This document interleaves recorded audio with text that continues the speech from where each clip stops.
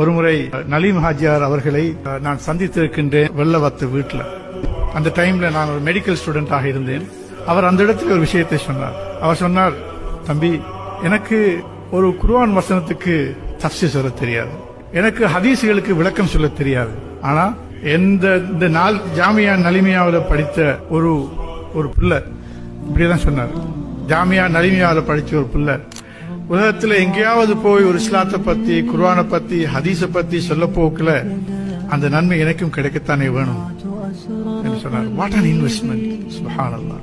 ஒருமுறை நான் யூகேல இஸ்லாமிக் ஃபவுண்டேஷன்ல, அது 50 வருடங்கள் பழமையான ஒரு ஃபவுண்டேஷன், அதுல மீட்டிங்கள் நடக்கும், ட்ரைனிங் ப்ரோக்ராம் நடக்கும், இஜ்மாக்கள் நடக்கும், பலதுகளை நான் கலந்து கொண்டிருக்கிறோம்.